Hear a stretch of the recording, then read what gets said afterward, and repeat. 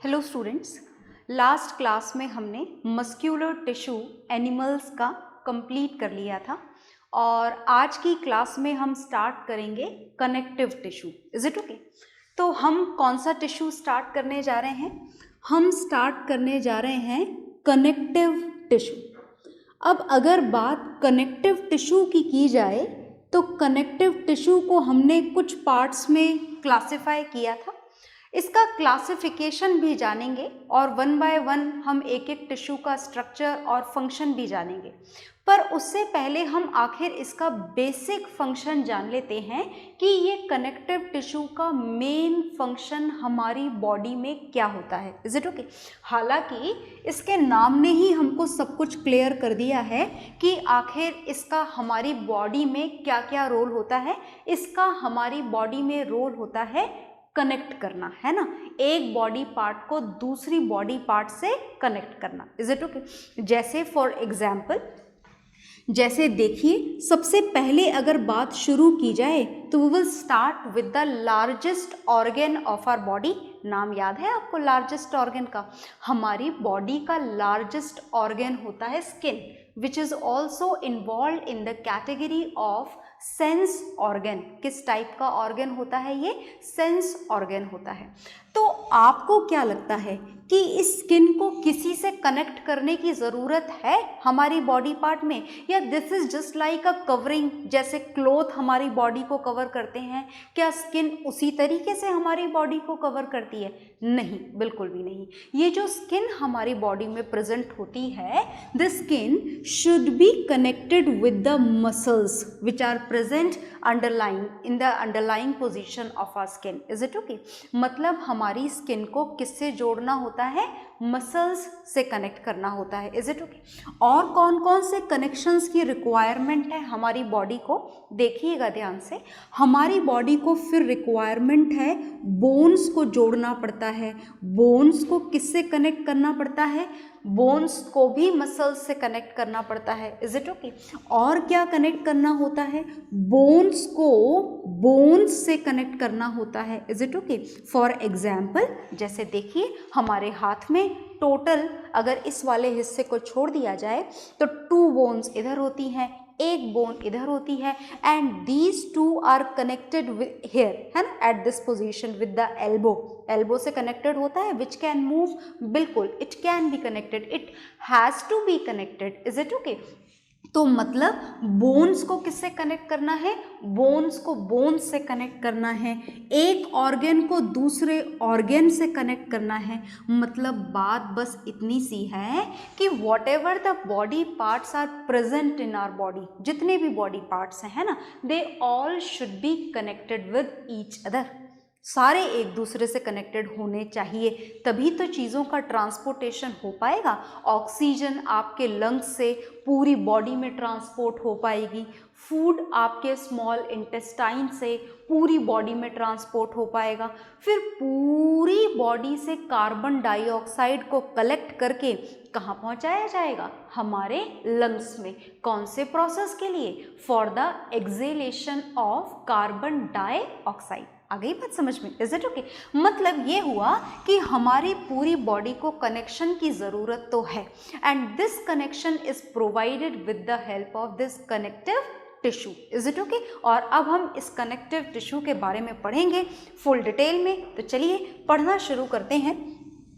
देखिए, connective tissue को हमने 4 पार्ट्स में क्लासिफाई किया था, as we did it in the classification chart. Classification chart में हम कर चुके हैं, and according to this classification the first connective tissue is areolar connective tissue. कौन सा टिश्यू हमने पढ़ा था? Areolar connective tissue. ये जो एरियोलर कनेक्टिव टिश्यू है, इस एरियोलर कनेक्टिव टिश्यू में आप 2 टाइप के कनेक्टिव टिश्यू पढ़ेंगे। एक तो आप पढ़ेंगे लूज कनेक्टिव टिश्यू। कौन सा टिश्यू पढ़ेंगे? Loose connective tissue. Is it okay? और दूसरा आप पढ़ेंगे dense regular connective tissue. 2 type के टिश्यू आपको पढ़ने हैं, loose connective tissue and dense regular connective tissue, and this dense regular connective tissue is further divided into two parts which are tendon and ligament. Is it okay? तो हम सबसे पहले इस tissue के बारे में पढ़ने जा रहे हैं, एरियोलर कनेक्टिव टिश्यू के बारे में पढ़ने जा रहे हैं, and on the basis of its location and function. एक तो हम पढ़ेंगे लूज कनेक्टिव, जहाँ पर सेल्स लूजली कनेक्टेड हैं, सेल्स के बीच का इंटरसेल्यूलर स्पेस बहुत ज़्यादा है, खाली जगह बहुत ज़्यादा है. और दूसरा हम पढ़ेंगे डेंस रेगुलर कनेक्टिव टिश्यू, जिसमें सेल्स एक दूसरे के बिल्कुल पास पास हैं, इंटरसेल्यूलर स्पेस थोड़ा कम है. Is it okay? तो चलिए हम वन बाय वन इन दोनों को पढ़ना शुरू करेंगे. Areolar connective tissue, loose connective tissue, and then after we will learn about the dense regular connective tissue which is further classified into two parts. One is tendon and the another is ligament. Is it okay?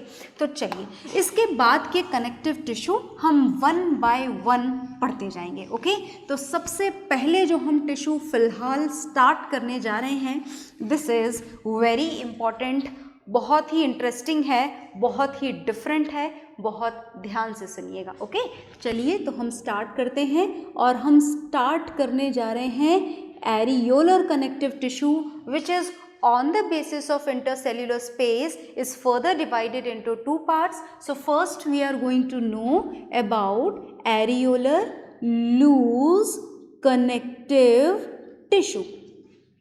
और देखिए इसका figure थोड़ा सा complicated है, और इसी कारण से मैंने आपके लिए पहले से ही बना दिया है, तो बहुत ध्यान से देखिएगा. मतलब आप समझ गए, ये जो फिगर आपके सामने बना हुआ है ये इसी का बना हुआ है, एरियोलर लूज कनेक्टिव टिश्यू का. नाम का मतलब मत भूलिएगा. लूज कनेक्टिव का मतलब क्या है? इन विच intercellular space is more. Is it okay? The cells are very far away from each other. आपको दिख भी रही हैं यहाँ पर सेल्स. तो चलिए हम इसको पढ़ने से पहले, इस फिगर को स्टडी करने से पहले इसका थ्योरेटिकल पॉइंट ऑफ व्यू थोड़ा सा क्लियर कर लेते हैं. सुनिएगा ध्यान से. जब हम इस इंटरसेल्युलर कनेक्टिव टिश्यू की बात करते हैं तो सबसे पहले हमें जानना होता है मैट्रिक्स के बारे में. किसके बारे में जानना होता है हमें? मैट्रिक्स के बारे में. क्या आप मैट्रिक्स का मतलब समझते हैं? मैंने आपको कुछ एक दो क्लासेस पहले भी इस बात को बताया था, दोबारा बता देती हूँ. मैट्रिक्स का मतलब होता है the fluid which is present in the intercellular space. Is it okay? तो जैसे देखिए ये एक सेल है, ये दूसरी सेल है, ये तीसरी सेल है, ये भी सेल्स हैं और ये भी सेल्स हैं. तो इन सेल के बाहर का जो ये स्पेस खाली आपको दिखाई दे रहा है, this is usually filled with the matrix. किससे फिल्ड होता है? ये मैट्रिक्स से फिल्ड होता है. और हम इस मैट्रिक्स के बारे में जानने जा रहे हैं, तो मैं यहाँ पर मेंशन भी कर देती हूँ that matrix is the fluid. कौन सा फ्लूइड है ये? Matrix which is present in the intercellular space. कौन से स्पेस में प्रेजेंट होता है ये प्रेजेंट होता है इंटरसेल्युलर स्पेस में. Is it okay? और अगर हम इस कनेक्टिव टिश्यू के मैट्रिक्स की बात करें, कौन से मैट्रिक्स की बात करने जा रहे हैं हम? कनेक्टिव टिश्यू के मैट्रिक्स की. तो ये जो कनेक्टिव टिश्यू का मैट्रिक्स है ये फाइबर्स का बना हुआ होता है. किसका बना हुआ होता है? फाइबर्स का. And two type of fibres are usually found in it. कौन कौन से दो टाइप के फाइबर्स इसमें मिलते हैं? एक तो इसमें मिलता है white collagen fibre. Is it okay? और जो दूसरा फाइबर इसमें मिलता है, this is yellow elastic fibre.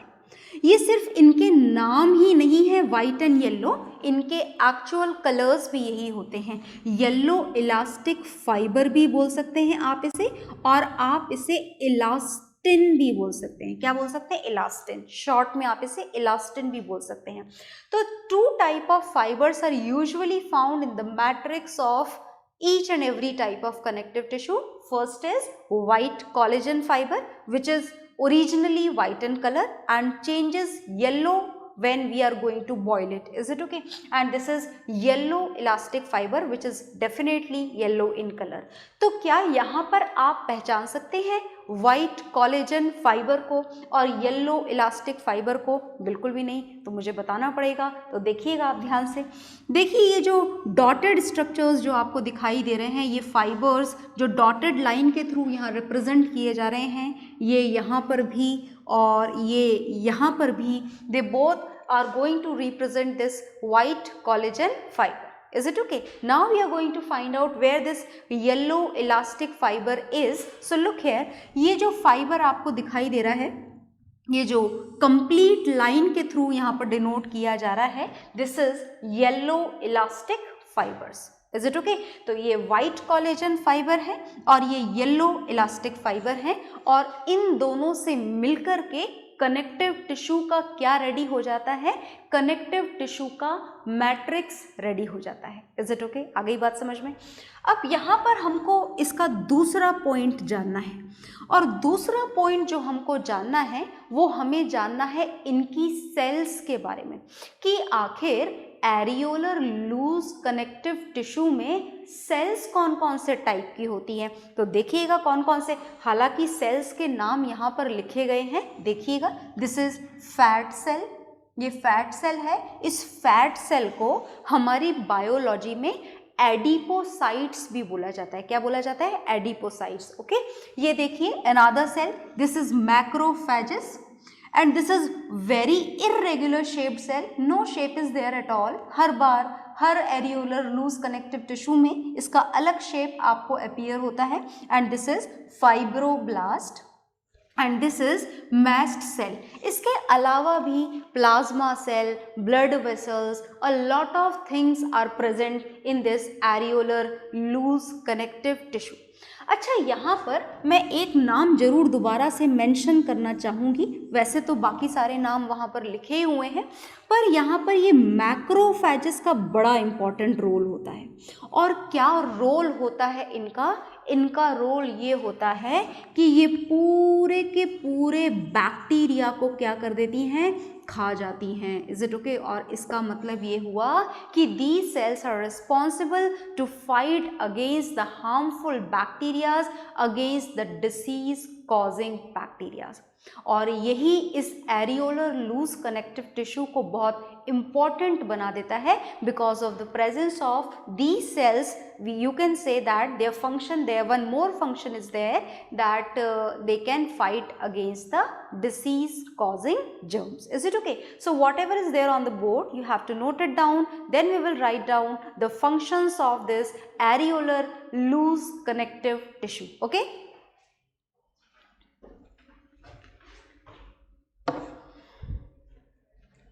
हाँ जी, तो आपने ये लिख लिया होगा, और इसको लिखने के बाद में, इस फिगर को ड्रॉ करने के बाद में, ये मैं यहाँ से हटा रही हूँ. लेबलिंग आप कर चुके होंगे, आई होप कर चुके होंगे.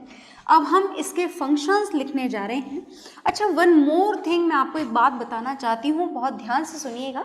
When ever you are going to draw the diagrams in the exams, जब एग्जाम में आप ड्रॉ करते हैं तो try to label the diagram towards the right side. जितनी भी लेबलिंग आप करते हैं, कोशिश करें कि सारी लेबलिंग आपके डायग्राम के राइट साइड में हो. ऐसा रूल है. Is it okay? ऐसा काम करने की कोशिश आप करें. राइट साइड में जगह छोड़े इतनी कि सारी लेबलिंग आ पाए. Okay, and now we are going to write down the functions of this areolar loose connective tissue. तो देखो जी, बात ऐसी है कि ये कनेक्टिव टिश्यू है, और कनेक्टिव टिश्यू का काम होता है कनेक्ट करना, किसी न किसी पार्ट्स को जोड़ना. तो चलिए हम जानते हैं कि एरियोलर कनेक्टिव टिश्यू कौन से बॉडी पार्ट्स को ज्वाइन करता है. So listen to me very carefully. ये एक्चुअली ज्वाइन करता है, it joins our skin to the underlying muscles. बात समझ में आ गई? ये आपकी स्किन को जस्ट उसके नीचे जो मसल्स लोकेटेड होती हैं, उनसे ये क्या करता है? कनेक्ट करता है. कौन कनेक्ट करता है? Areolar loose connective tissue. Is it okay? और फंक्शंस देखें इसके, बिल्कुल देखेंगे, देखिएगा ध्यान से। दूसरा जो फंक्शन है वो है it act as a packing tissue. किसकी तरह काम करता है ये? पैकिंग टिश्यू की तरह काम करता है। समझ में आया? पैकिंग टिश्यू की तरह। हमने ऐसा पैकिंग टिश्यू प्लांट टिश्यू में भी पढ़ा था, नाम याद है उसका? P for parenchyma, which helps in packing. जो भी खाली स्पेसेस होती हैं प्लांट बॉडी में उनको कवर करता है पैरेन्काइमा टिश्यू। सिमिलरली ये जो एरियोलर लूज कनेक्टिव टिश्यू है ये एनिमल बॉडी के फ्री स्पेसेस को कवर करता है। तो जहाँ भी फ्री स्पेसेस है, खाली जगह है, उस खाली जगह को फिल करने का काम, पैक करने का काम कौन करता है हमारी बॉडी में? Areolar loose connective tissue. और जैसा कि मैं आपको पहले ही बता चुकी हूँ, due to the presence of these cells it also help in fighting against the disease causing germs. तो हम वो भी लिख देते हैं, इट हेल्प्स इन फाइटिंग। किस में मदद करता है ये? फाइट करने में। किसके साथ में फाइट करने में मदद करता है? With the disease causing germs. Is it okay? तो ये है हमारा third point and this is the third function of areolar loose connective tissue. और एक काम मैं आपको और बताना चाहूँगी, this is the function which is performed by its matrix. Matrix याद है ना? The fluid which is present in the intercellular space and here it is made with the two type of fibers. First is white collagen fiber and second is yellow elastic fibre. Is it okay? तो ये जो दो type के fibre हैं ये एक बहुत ही important role play करते हैं as the diffusion is going to be performed by it. Diffusion of what? किसका डिफ्यूजन करते हैं? यहाँ पर ये मैट्रिक्स किसका डिफ्यूजन करता है? यहाँ पर ये मैट्रिक्स डिफ्यूजन करता है सबसे पहले तो ऑक्सीजन गैस का डिफ्यूजन, और इसी के साथ साथ यहाँ पर जो दूसरा डिफ्यूजन होता है this is of the nutrients. Nutrients का भी डिफ्यूजन ये कर पाता है और साइमल्टेनियसली ये किसका डिफ्यूजन कर पाता है? ऑक्सीजन का। Is it okay? So these are the functions of areolar loose connective tissue. Is it okay? तो आप इन फंक्शंस को नोट डाउन करेंगे और अभी तक भी आपने अगर फिगर नहीं बनाया है तो ज़रूर बनाएंगे और कोशिश करेंगे कि लेबलिंग सारी फिगर की राइट साइड में करें आप लोग। ओके? तो आप नोट डाउन कर लीजिए फंक्शंस को।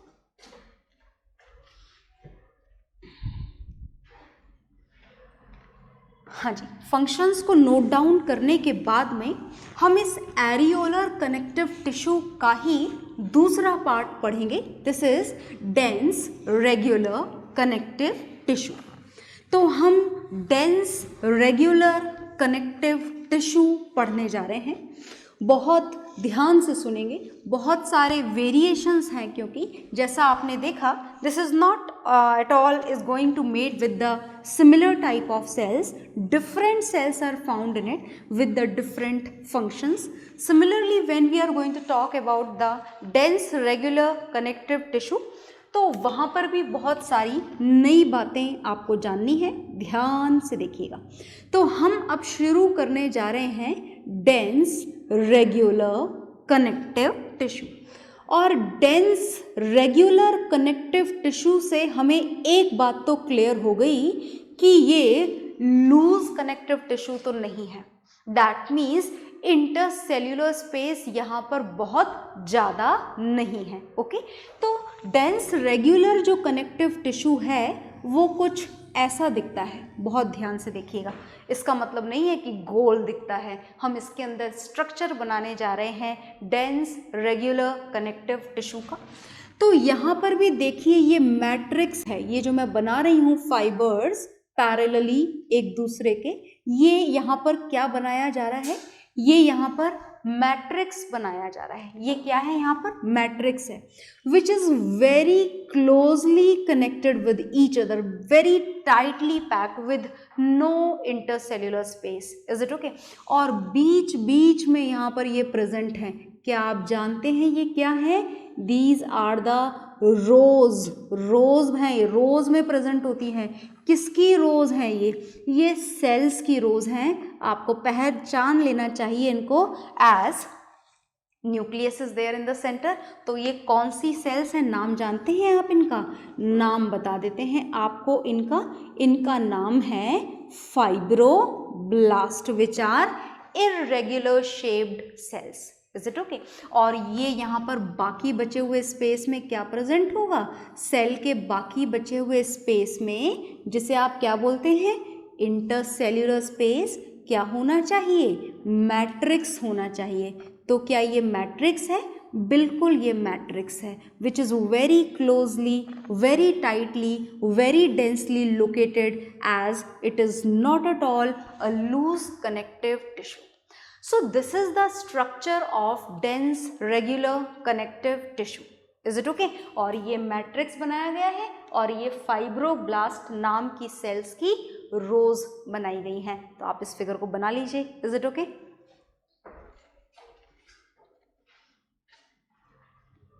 तो फिगर आपने बना लिया होगा और फिगर बनाने के बाद में अब हम इस डेंस रेगुलर कनेक्टिव टिश्यू के पार्ट्स पढ़ने जा रहे हैं. This dense regular connective tissue is further classified into two parts. ये two parts में connected है. बहुत ध्यान से देखिएगा.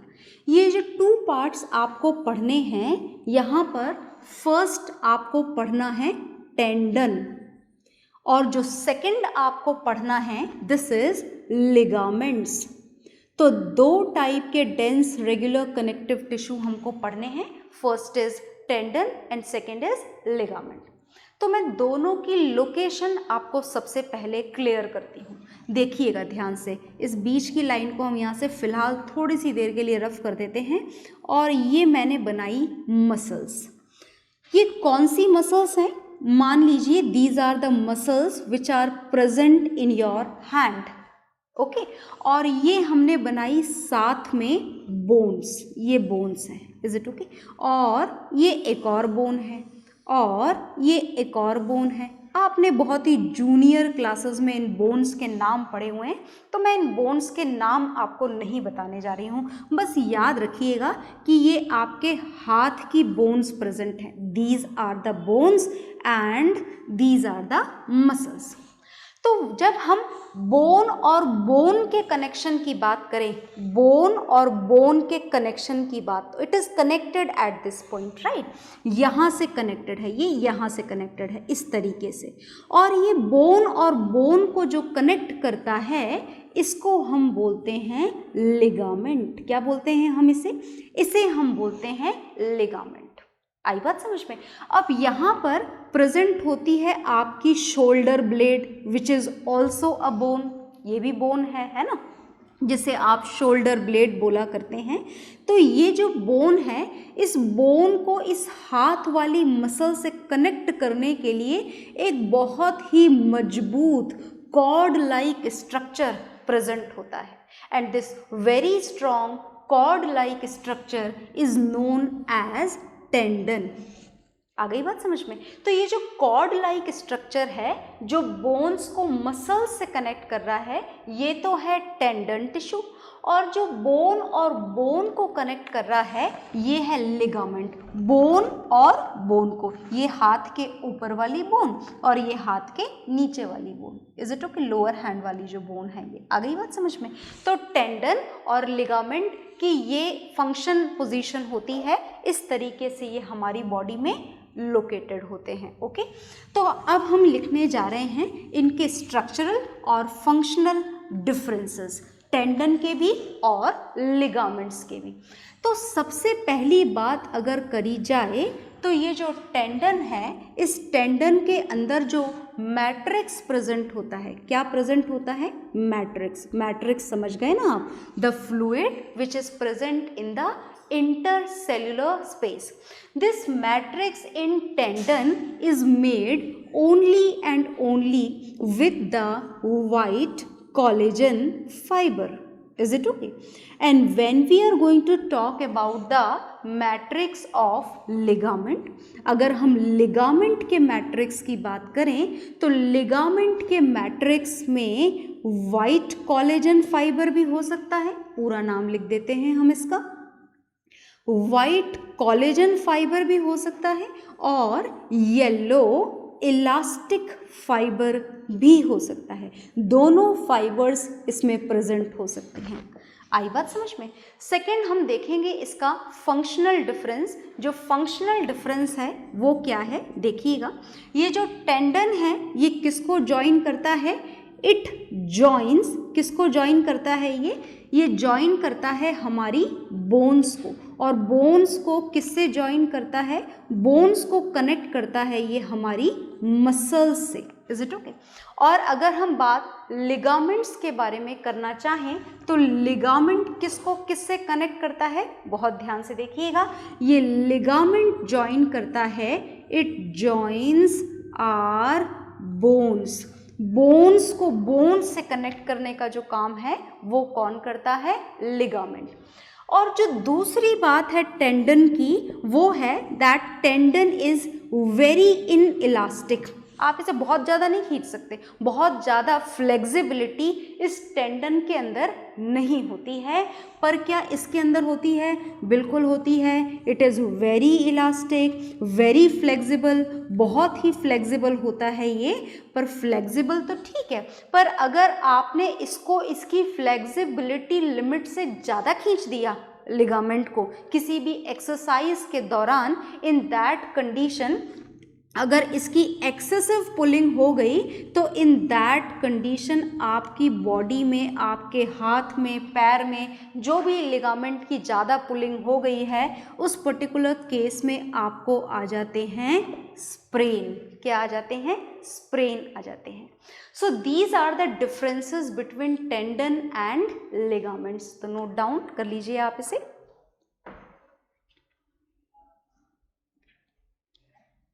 हाँ जी, नोट डाउन कर लिया होगा। इसके बाद में हम टेंडन और लिगामेंट में और क्या क्या जानना है that will see in the next class. इतना आप पढ़िएगा और इसको प्रॉपरली लर्न करिएगा। Okay, bye everyone.